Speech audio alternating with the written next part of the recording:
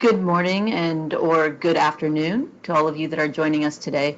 Um, Thank you for joining us on another session of We Connect Academy's Learning from Women Leaders Around the World series. My name is Carly, and today I'm very happy to introduce Janice Scheckter for our session entitled Survive and Thrive in the Collaborative Era. Janice has been an entrepreneur for most of her working life. She founded her first company, Indigo Marketing, in 1992 at the age of 29, one of 8 companies which she either co-founded or founded as a solo entrepreneur. Janice is a collaboration activist. She believes that many world problems will be solved through accelerated collaboration between people and organizations. Janice is managing director of Indigo New Media, an organization incubating multiple digital impact businesses in agriculture, education, small business economies, tourism, and economic development. Janice is the head brand for all of the platforms. Most recently, she launched a digital platform called IamCitizen.Africa, which focuses on civil society collaboration. In addition to multi-ventures in digital, Janice founded the Wine School in 2009. Having studied wine for 4 years through the Cape Wine Academy, Janice also qualified as a Veritas wine judge through Stellenbosch University's Advanced Wine Appreciation Diploma.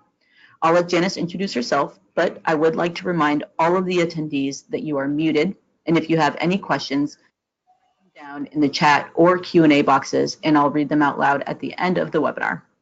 Thank you, Janice, for today, and without further ado, I will pass it over to you. Fantastic. Thank you so much, Carly, and hi to everyone. Good day is probably the easiest, taking into account the spread of time zones. So really, as part of my introduction is how I became interested in collaboration and the collaborative era. I think it is our most exciting era, and possibly if you'd asked someone who had gone from the small shopkeepers into the industrial era, the industrial revolution, they may have said the same. But this is a pretty unique era in that it's so inclusive. It's inclusive of people, it breaks all the rules, it's disruptive. And I know everybody so often quotes the Ubers and the Airbnbs of this world, but there are so many disruptions that open the way to either peer-to-peer economy or just pure collaborative innovation. So please sit back, enjoy. I look forward to all of your questions. So survive and thrive in the collaborative era. People believe they know what the collaborative era is. And just recently, I gave this talk at the Johannesburg Chamber of Commerce and Industry. And it's the biggest chamber on the African continent. And at the end of the talk, I had some small businesses talking to how they collaborate, and they were really just talking to how they outsource business. And of course, that's not collaboration. I politely didn't correct them, but it's not collaboration. Collaboration is something almost quite scientific. Bold statement, but let's get into the presentation and take a look at that more closely. So I've got to find my clicker on this share screen. So what we're going to learn today is why collaboration is critical for the survival of every single entity. It's actually, collaboration started evolving in the US and the UK. The US probably earlier than anybody. Around 2010, 2011, although there was talk of collaboration before that, the actual era itself is probably in its 8th or 9th year of maturity in somewhere like the US. And that's given many the opportunity to research how organizations perform. And one of the statistics is that high-performing organizations are 4 times more likely to share knowledge.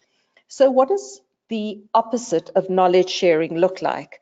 The opposite is being in a siloed environment, and we think we know what the silo is. We look at organizations and we often draw that siloed structure as being marketing in a silo and sales. And We also think of finance and HR being in silos, but silos are more than the division of disciplines. Silos are an attitude, and it's an attitude where several departments or groups don't want to share information or knowledge with other individuals in the same company. So, welcome to the collaborative era.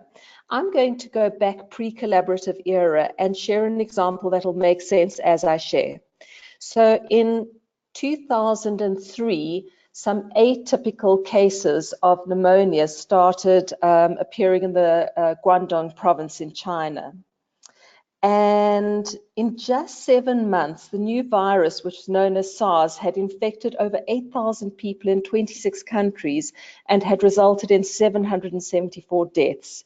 So China's initial reluctance to share information is considered a really significant factor in the rapid spread of the disease and the initial failure, of course, to control its spread. In March 2003, it became obvious that SARS was representing a global crisis, and a network of 11 leading laboratories in 9 countries formed to collaborate to identify the cause and how to combat it. So in just 1 month, these 11 laboratories across 9 countries had they were collaborating in real time. They'd set up a website for collaboration. They were using email, which today we, by the way, say is not a collaborative tool at all, but then it was. And they used Cisco's telepresence, which was kind of video conferencing on steroids, creating virtual boardrooms, etc. And in just 1 month, they had managed to identify the new coronavirus that caused SARS, and they completed the genetic sequencing of the pathogen. If we compare this to AIDS many years before that, in the 1980s, it took 3 years to discover that HIV led to AIDS. You can only imagine, had there been more collaboration around this absolute medical global crisis that led to so much discrimination of people and lack of understanding. I'm going to fast forward to a global event that is firmly in the collaborative era. So the picture is probably familiar to many, and it's part of the Arab Spring in 2011, which we know started in Tunisia and rolled to Egypt next. And what happened in Egypt was thousands and thousands of people would gather on Tahrir Square in Cairo in what they call the silent stands. And these silent stands were part of a real movement that led to the overthrow of the Mubarak government. At the core of storytelling around the revolution in Egypt is a young man called, he was 29 at the time, or 28 at the time, Wael Ghonim, and he calls himself the reluctant activist, and he wrote a book, This is Revolution 2.0. Many people referred to the what happened in Egypt particularly as the Facebook revolution, but in fact it wasn't the Facebook revolution, and I call it the collaborative revolution. And I do so because the majority of Egyptians didn't actually have internet access and were definitely not on Facebook. But those who were on Facebook were very quick to share and collaborate. What had happened was Wael Ghonim was sitting in his home in Dubai, his temporary home, a Google executive working in Dubai, but from Egypt. And someone had posted on Facebook the badly beaten face of a young Egyptian called Khaled Said. And Wael Ghonim wrote, "We are all Khaled Said." And that almost became the war cry stroke motto stroke symbolic wording for the Egyptian part of the revolution. And what happened was the quick 200,000 people who rallied around it on Facebook became collaborators around thinking about how to gather people onto the square. Ultimately, they used pamphlets and they used SMS texting. So for me, that's why I think it's not the Facebook revolution. But what is interesting is what Wael Ghonim writes in his book. And he says, this revolution is like Wikipedia. Everyone is adding content. And I think we are in such a wiki era where everyone is able to add content. And it's a very exciting time. The next image, I'm sure, will be distressing to many, but it bears worth talking to. So this was actually, interestingly, on my 39th birthday, now giving away my age. But the 9/11 attacks were preventable. And much has been written about the many security agencies in the US and their absolute lack of collaboration.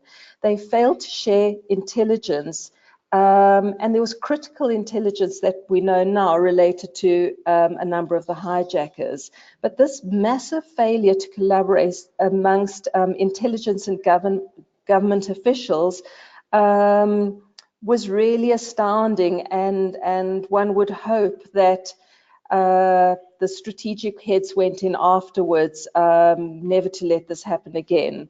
I mean, what was interesting was the father of Abdul Mutaba, who had been arrested having planned the bombing of a 2009 flight, an American Airlines flight. His father is a well-known banker in Nigeria. He'd actually reported to 2 CIA officers at the US Embassy in Abuja in Nigeria on the 19th of November 2009 regarding his son's extreme religious views. And he told the embassy that his son may be in Yemen. His son's name was added to a November 2009 list of the US's 500,000 odd terrorist identities data mart environment. But interestingly enough, his US visa wasn't revoked. And what's interesting was, although the UK had put him on, had blocked his visa, the US didn't. And you can just imagine if more information was more readily shared, how much more could have been prevented or achieved. But if we look into the culture of some of the security agencies, there's some interesting barriers that bear worth studying. There's a barrier called the hoarding barrier. And this is where officials hoarded information. They were unwilling to share what they knew. And believe it or not, in part, this was because there was an incentive system that penalized sharing. So a post report written about this hoarding barrier, and of course post 9/11, is each agency's incentive structure opposes sharing. The search barrier is agents can't easily search for relevant information. So at the end of the day, the FBI lacked the ability to know what it knew. So how did we get to this collaborative era? What were the historic steps? So if we think back to the Industrial Revolution and where we went into mass production and piecework and factories and conveyor belts, the value in the Industrial Revolution really lay in the institution. If we move through to the information age, we know that value lies or lay in data. But in the collaborative era, value lies in the single unit of the connected human being. So what are the key influences? Firstly, there are a number of societal factors. The one is generational altruism. The rise of millennials, we know, most of us who do all the reading around millennials, we know that they are the biggest generation ever. They have a huge desire for community. They have a desire for a less wasteful marketplace. They value acquisition or access to way above ownership of. And that's probably the core part of it. The economic recession, which led to foreclosures, and we're talking now 2008, also resulted in a lot of excess, which people were simply unable to use. Spare rooms in homes, cars, etc. Then the economic influences. So people looking for ways to earn income, and the collaborative economy was born. But beyond this, there's also been such a rise of different kinds of venture capitalists in the seed space. The way monies and startups are shared is completely different in the collaborative era as it was in the previous era. In fact, prior to that, startups would mostly go to the more traditional institutions like banks. And then there are the technology influences, which are pretty obvious. But if we think back to the recession, it's also the year that the iPhone was introduced. That was a major accelerator of the shift. And if you tie that into big data, to mobile payments, and to mobile people, in accessing data in a far more mobile way, it's more understandable as to how the collaborative economy was born, or the collaborative era. So we know this face well, Jeff Bezos. Around 2011, and for me, in all the reading I've done, no one actually states this is the start of the collaborative era. But for me, 2010, 2011 is where things really started to redirect and find new pathways. And at the same time, Wall Street journalists were writing about how one assesses the off-balance sheet value in a company. So one can talk to the tangible assets of a company lying in land and capital and products and licenses, but the journalists out of Wall Street were saying these don't adequately express true market value. And if you asked a buy-side analyst why Amazon or Apple were fetching price-earning multiples that they did, the conversation would start to turn to their intangible assets, intangible but very real. And the intangible asset, the greatest one, was considered to be innovation. And everyone would write that innovation in organizations like these is unlikely without huge collaboration. So if we start looking at some organizations' ability to collaborate and those who have failed to collaborate, on the left-hand side we have Apple, and Apple was a highly collaborative, a highly shared environment. It was almost at the same as Amazon in the DNA of the organization. At the same time, Sony was very siloed, highly competitive. And it's important to understand that competition and collaboration are not, are certainly not, suddenly can't find the word, but they can operate together. Collaborative environments can have healthy competition. But if you're working in those silos, and if you think back to the US Security Agency example, it's almost that unhealthy proprietary competitiveness. That's what existed in Sony. So for those old enough to remember, in 1989, if you wanted to have mobile music, the first people to introduce it, and it was very exciting that you could take your cassette tapes and you could walk around with something called a Sony Walkman. And in fact, they had a 12-year head start on Apple. Despite this, in 2001, Apple came out with the iPod. The truth is neither did they have all the technology, nor did they have the best technology. In fact, the iPod's first battery was a Sony battery, but the iPod became the preemptive mobile music device and really closed down an entire division of Sony in doing so.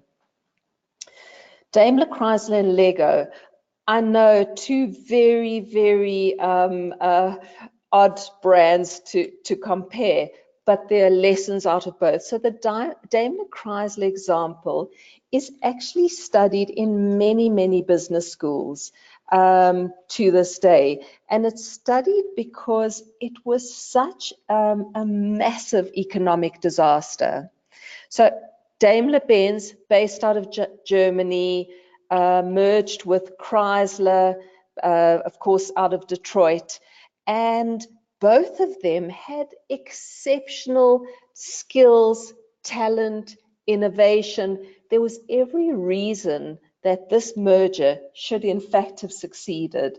Chrysler was known for solid margins on sales, but as foreign competitors started moving in, and in things like minivans and sports utility vehicles, Chrysler and Daimler, no one had worked through how these two very, very different organizations were in fact going to collaborate and were going to enhance the best that both brought.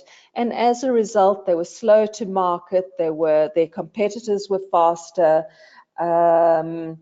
they had high costs of production, and collaboration does the opposite.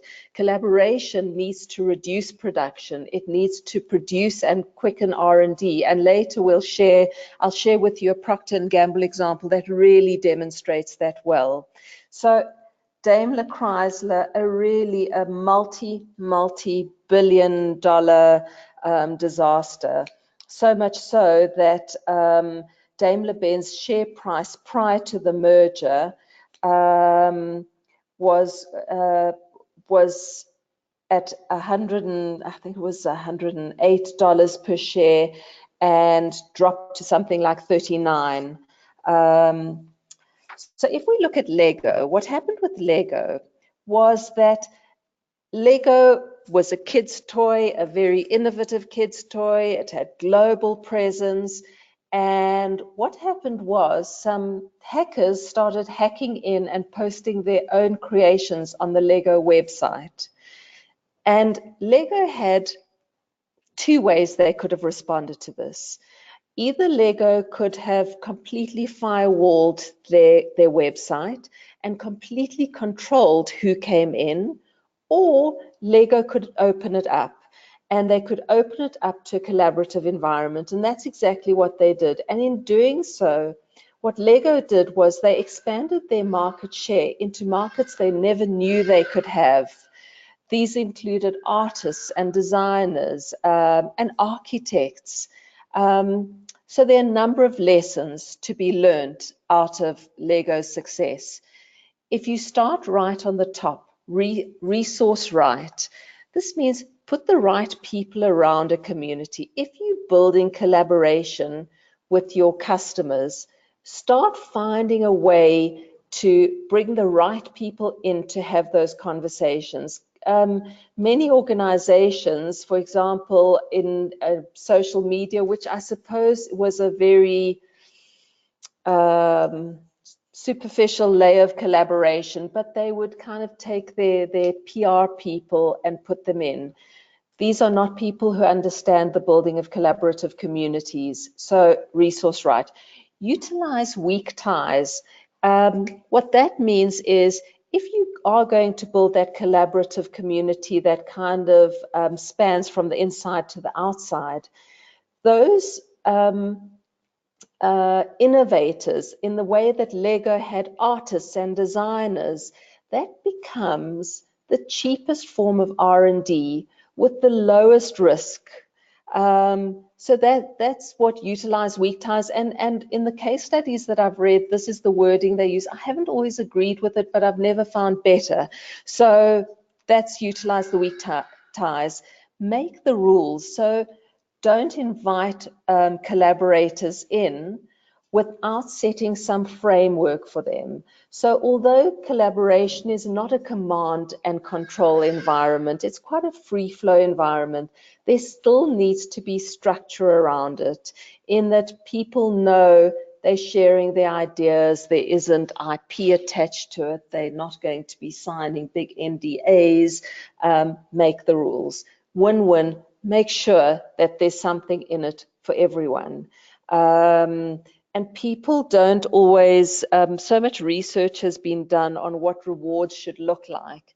And people respond in many of these kinds of communities, they respond far more to intrinsic reward systems than the extrinsic reward system. So if you look at TripAdvisor or Zomato, where you may be posting and you're suddenly a senior contributor, and you think that's real intrinsic reward system and badging that has worked for those organizations really, really well.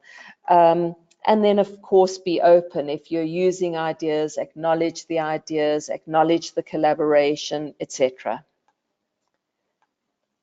So, reinventing business. I know that I had this previously where I lost a whole bunch of slides. So there's a new field of thinking, and it's called Cooppetition. And again, when I gave my talk a couple of weeks ago at the Johannesburg Chamber of Commerce, I felt that this was possibly one of the lesser understood concepts. So there are organizations who will look at competitors and find ways to collaborate. And this is the first era that this kind of thinking is actually happening. I'm just moving to, so Amazon has done this by bringing in those third-party sellers. And for I'm guessing many of you that buy from Amazon, this is really fantastic because you can go and look, you can look for other sellers, you can look for second-hand or used whatever items, usually books, but it hasn't always augured well for Amazon, in that some of the third-party sellers, in fact, have been letting them down on the delivery cycle, and that really is difficult for Amazon, and reputationally it feeds back to them. So I mean, I'm going to share an image, but you all kind of know what it's like when you go and look for a book. I've chosen Thinking Collaboratively, which is one worth reading if you're interested in collaboration. But having said that, the model of Cooppetition is absolutely worth exploring. In our organization, we take a lot of time to go into what someone may have that we don't have. And although we may be offering something that's similar, it still is worth exploring. So some of Amazon's innovation, the most recent innovation, they actually started exploring this in 2015 in Munich with Audi. And what they started exploring was the concept of turning the trunk of your car into a point of delivery. And they now, in fact, are doing this with General Motors. So there are only certain models of cars. I know that there's Chevrolet, there's Volvo, and there's certain models that have a built-in mechanism that the delivery fulfillment service can actually open the trunk of the car, and it feeds back reports in every direction. So some interesting organizational stats on knowledge sharing. Again, because there's some maturity to the collaborative era, this is research that's been done over the last 4 or 5 years. But the increase in productivity is shown at 20%, and employee engagement by 25%. And some examples of employee engagement is possibly just allowing employees to engage with each other, letting employees create communities. In my earlier business, I had Cisco as a customer for 14 years. And at the time, I remember the Cisco standard laptop was, and there was an arrangement with IBM, and it was the IBM ThinkPad. But already many of the Ciscoites were showing a preference for Mac Airbooks and MacBook Pros, and the support department, especially based in the Silicon Valley headquarters, really supported the IBM ThinkPad and not the MacBook. And what the Cisco employees went and did is they simply created their own support group. And they had the freedom to do that, and suddenly you weren't kind of an outlier using something that wasn't supported in the organization. So in addition to that, there's been a 10% increase in overall deal size and a 15% increase in revenue per sales representative.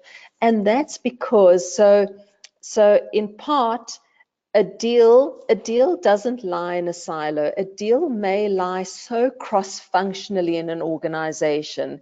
And once there are more inputs to that, that's how deal sizes are increased. And in terms of increased revenue per sale, the exact same rule applies. It's about cross-functional collaboration.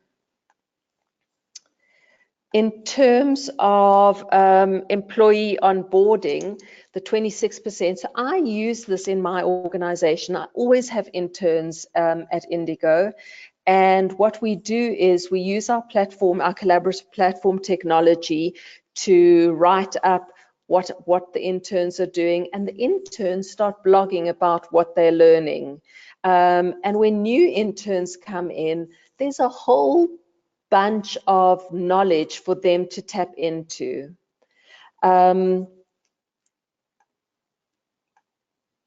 So the shared economy continues to disrupt.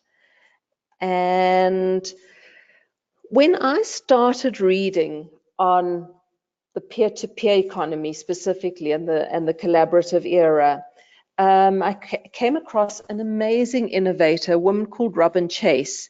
She was an American woman living in Paris, and she looked around and she said, Europeans utilize their cars less than 60% of the time.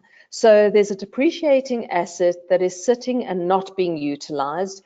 And there are people out there who may well want this. So she created Zipcar. She took a long time, I think a 2-year period, to understand how insurance was going to work. And how Zipcar worked in its early days was it had a little reader in the windscreen. And if you were a member of Zipcar, you had a card, and the card could unlock the car, and only a specific car, obviously. And you could utilize the car for a specified amount of time. What she particularly didn't like is that if one went to a rental car agency, you were obliged to rent the car in 12-hour buckets of time. Whereas with Zipcar, if you needed a car for 2 hours to either go and pick up someone from the airport who you wanted to impress, take out a hot date, or do something else interesting, but you didn't need a car for 12 hours. What's most interesting about, and the founders were 2 female founders, which of course, as a We Connect Weebie, I love. So what's interesting for me about Zipcar is Zipcar was sold to Avis in 2013.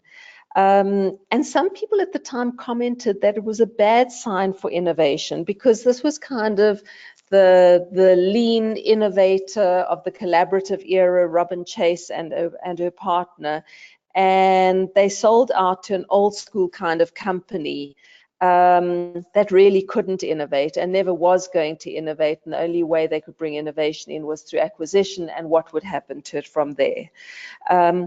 It's been hard for me because in South Africa we don't have Zipcar at all. So if any of you have used it, I'd love to hear when we go into the Q&A.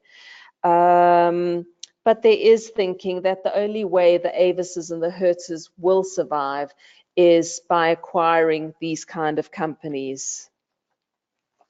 So to share a little bit with you on how we at Indigo think about collaboration, one of our businesses is called Nomadic Waste Travel, and it looks like a tourism business, and these are mobile apps for small routes and towns in the Cape Winelands. For those from the US on the call, the Cape Winelands are like Napa or Sonoma. If you've anyone from South America, kind of Mendoza area, it's big wine regions, or Rioja.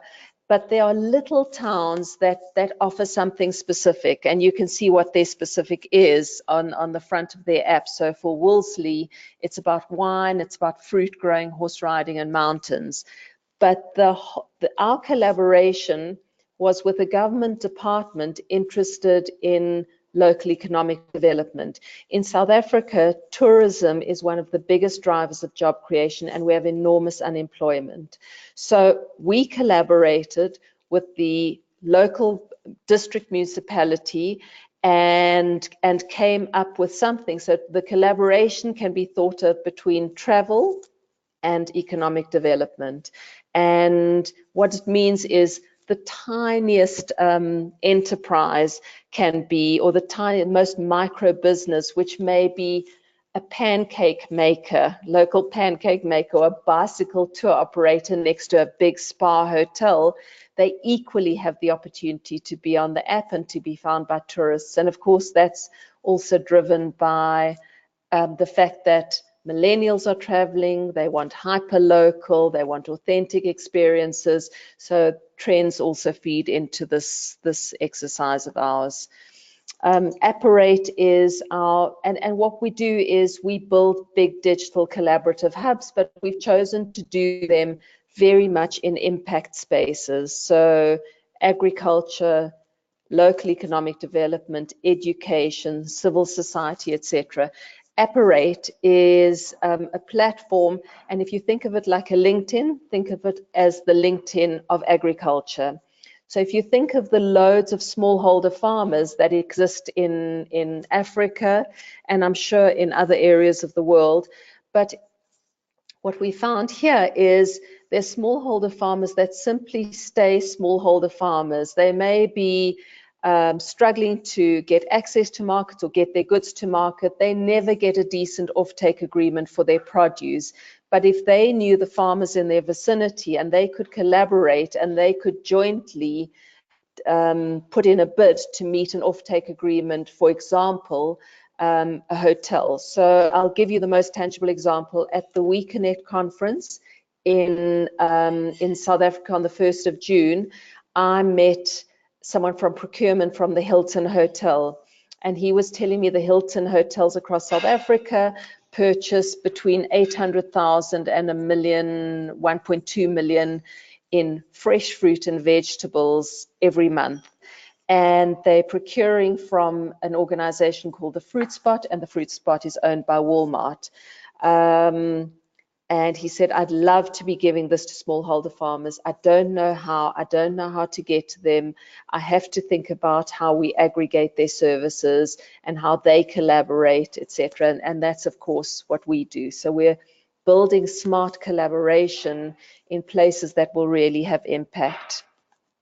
And finally, I'm Citizen.Africa, which was mentioned by Carly in the intro, is a platform we developed very recently to say civil society somehow has become diluted in South Africa. In our pre-apartheid years, before 1994, which was our democratic election, which was when the African National Congress and Nelson Mandela came to power. Before that, civil society was an absolute thorn in government's side, and somehow it's just become diluted. And in addition to that, funders and donors want more visual evidence and measurement of impact, and this is what this platform does. So at the moment, we are piloting with our very first customer, which is the Africa Disability Alliance. They have an audience of 85 million disabled people across Africa. And we're looking at how we drive the agenda of universal access, that we start collaborating with governments, with buildings, with lobbying and policy. In some places, gay people are really persecuted, Malawi and Uganda as examples, and in some cases, albinos are really marginalized. So how do we build those collaborative ecosystems, government, the organizations, the people, active citizenry, etc.? So that's some of the business that we look at. Before I talk to this slide, and somehow I have a bunch of slides that don't show as hidden, but they don't show in the presentation. So I'm going to have to, but my time is almost up. So I'm going to just talk you through it without a visual in front of you, for which I apologize. But Procter Gamble have such an incredible case study. When in 2000, P&G had lost massive market share and many millions of dollars, and they brought in a new CEO, A.G. Lafley was his name, and he came out of quite a military space. So you'd expect kind of a command and control kind of ethos, but that wasn't what he brought. He said P&G are going to collaborate better than anyone, inside, outside, across. And he created, out of the gate, he created 20 communities of practice. Most importantly, not only were they cross-functional, but they were cross-institutional. And here are some of the things that came out of this. For starters, their cost of R&D dropped dramatically. Their innovation, their time to market increased exponentially. One of the best examples was in 2001, if you wanted whiter teeth in the US, you could go and sit in a dentist chair and pay $500 and have the dentist whiten your teeth. Or you could go to the dentist, have a mold made, go to a pharmacy or drugstore and buy the gel that you'd use for it and pay $200. Or you could buy Crest White Strips for $24.99.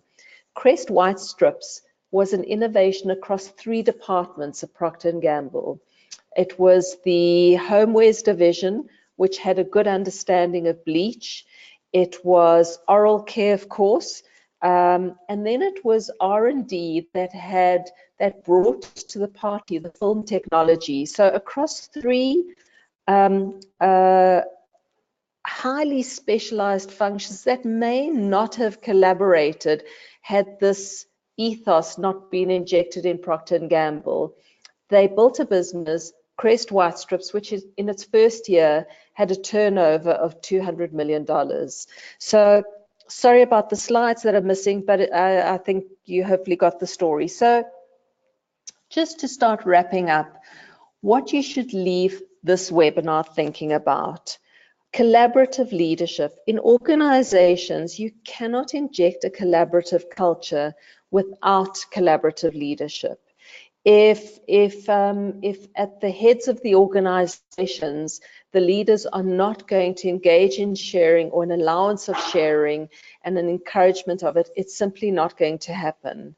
And then there needs to be an ethos. If incentive systems work against this, this will never happen. There's got to be a clear vision of what collaboration, the collaborative world looks like. Many organizations are determined to bust out of those silos, but they bust out of it without a clear vision and end up hitting a wall.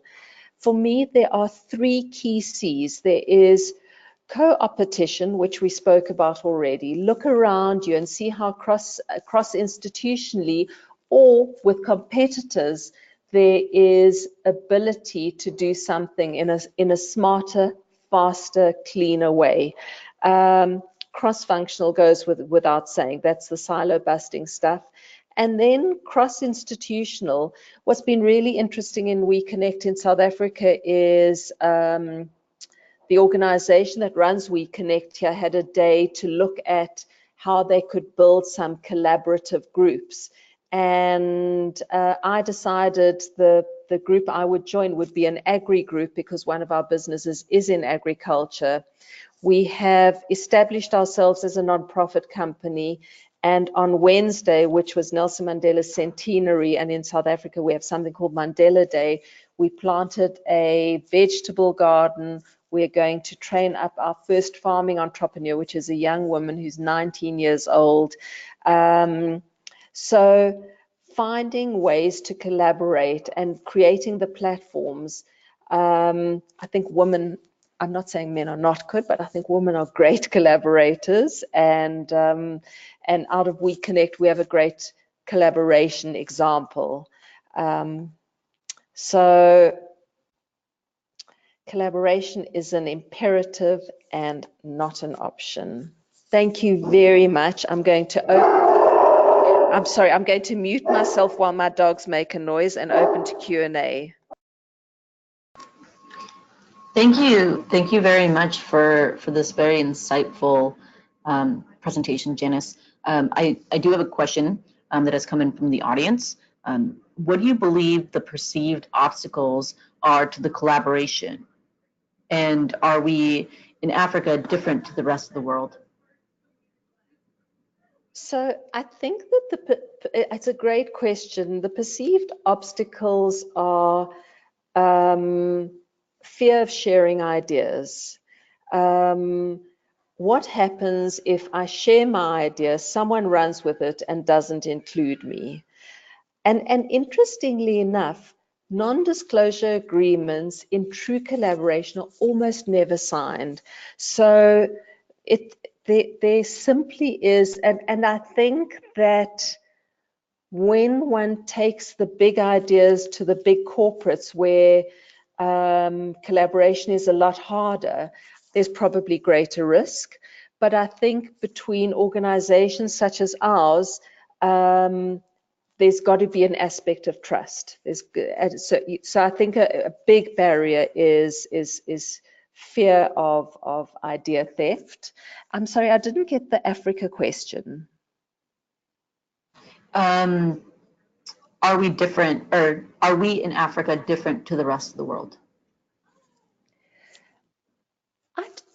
I don't know enough, having not engaged in much collaboration outside of Africa, but at African Roots is a lot of idea sharing. It comes naturally. People share ideas, people pool things. When we work with the farmers, we're working with a lot of urban farmers in a very black township, which we still have in South Africa, and they are absolutely ready to work together and collaborate. So I've seen the willingness for collaboration across a lot of sectors here, but unfortunately I don't have too much experience outside of Africa. Okay, thanks for answering the question. We also got another audience question earlier on in the presentation in reference to the hoarding barrier. Has it gotten better, or has it just diluted? So apparently it's gotten a lot better, and so much was written around it. My first reading on it was a Harvard professor who's written a lot on collaboration.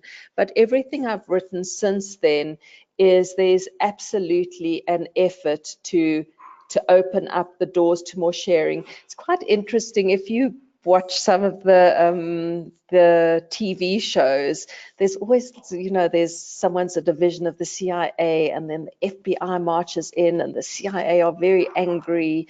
And I don't know if that's the case. They go, but this was our case.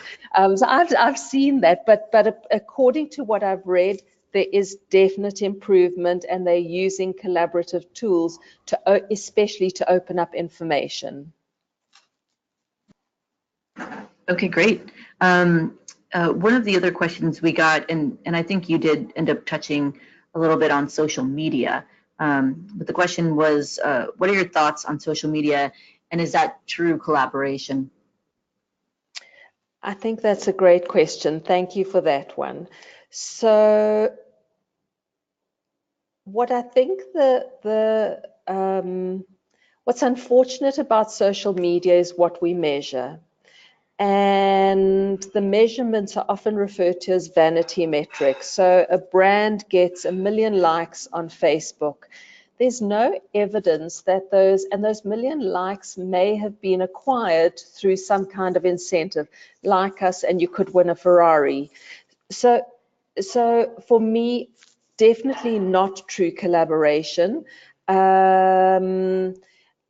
Unless you start really engaging. So social media, there's not enough engagement, there's not enough space for ideation and idea sharing. You mostly, you like or you don't like. So what does the engagement look like if it's effective? So what it looks like is where there's an encouragement of more ideation. I've, as a very small exercise, I've started working on my neighborhood. So I live in a neighborhood in Johannesburg that is and most neighborhoods are very walled. We have, because of our unemployment, we have quite serious crime issues, and people live behind high walls and for the most part don't know their neighbors. We have one platform called Joburg, which is Johannesburg City Network, and I am working to see how I can get this neighborhood at least digitally engaged, if not physically engaged. So what does good engagement look like? People will engage when they share purpose. And one has to, community management, and a lot of studies have been done, and I would recommend a company, there's a company in the US called Higher Logic. They have a brilliant website. They write a lot on collaboration and on how to create communities. I've developed some courses on how to create, but an engaged community needs a community manager that at the beginning starts adding content, finding out who's interested. Why are you in this community? Oh, you're interested in clean streets. Why are you in this community? Oh, you're worried that the street lights don't work and there's a security issue. People engage when they share purpose, so we need to understand what the purpose is. And the community management needs to evolve from really driving and a bit of command and control through to just curating the content. And that's the difference. So in the social media world, on the one side, community is always pushed by the brand or the brand owner. In the community management world, content shifts from the community manager to become user-generated, engaged content. Okay, great, thank you. We do have another question in reference to collaborative projects.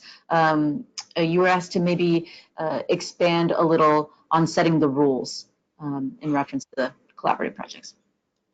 So I think there's a different set of rules if it's an internal project and it's internally cross-functional, as opposed to if it's externally cross-functional and cross-institutional.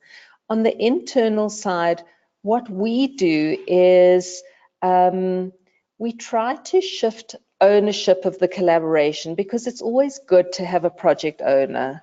So we, for example, in our office have community management, graphic design, and development, because we're in the technology space. And we will make an effort to, you're going to collaborate on this, you're going to ideate, you're going to develop something, and there's a different owner to the project from this time to the next time. And we try to get peers, not rating because we're a small team, but really saying, did you believe that everybody put their bit in? Was this a true collaboration in that? So we're using our collaborations as a learning process. So the rules are, you have to be a contributor. There needs to be things assigned to individuals. Things cannot be group assigned. They need to be individually assigned so that there are individual responsibilities. You may, to meet your responsibility, have to engage with someone across a desk, and that's fine. but you need to, so individual responsibility for us is a big deal as part of the collaboration. And another rule is more a rule of the, not within the collaboration itself, but measure things afterwards. How did this work? How did the collaboration? Cisco have something, and I've never seen more than having heard about it. They measure collaboration factor. I don't know what the test is, and I've tried very hard to get hold of it with no luck, but they test a collaboration factor. The other thing is if a collaboration is successful, what is the often you're asking people to take time out from their already big or small list of things to just contribute skills or knowledge to a collaboration. So reward the whole collaboration, acknowledge them, as I said, could be intrinsic reward. Okay, great. We have a question coming in from a listener in Mexico, and she wants to know if there's a difference in the way generations live and connect, and is that a barrier to collaborating effectively? And also, is there maybe a suggestion you have on how to get everyone to see the same vision and collaborate in that way? So to answer the first question, the generational one is very interesting because I'm kind of at the very end of the baby boomer generation who were not good collaborators. We were a good bunch of leaders, but not good collaborators. The generation that followed us, also not exceptional, but there was little to encourage them. Millennials are great collaborators. Millennials work much better in teams, as a real generalization, than they do as individuals. So millennials are ideal for collaboration. The question on driving collaboration goes back to that community management. So you obviously can't force people to collaborate. But if you start digging in and really understanding people's vision and purpose, if it's a group of neighbors, what are their key? Can you just tell us what your top 3 concerns? Why are you in this group? What would you like to see out of this group? So the beginning to building that collaborative intent and is listening more than telling. Listen to people, listen, and just start keeping records. I'm here because I'd like to see this. And you've got in digital collaboration, you've got different kinds of people. You've got people who will come in and out of the group and immediately want to collaborate. And then you'll have people who kind of come, observe, and now and again post something.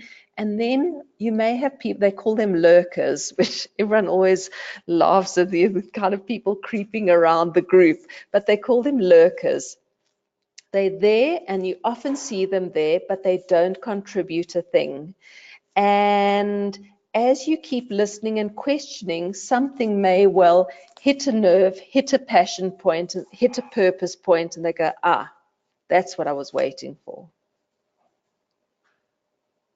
Excellent. Well, I think we've hit close enough to time here. Thank you, everyone, for having some questions, and thank you, Janice, for answering them and providing all of your expertise in today's presentation.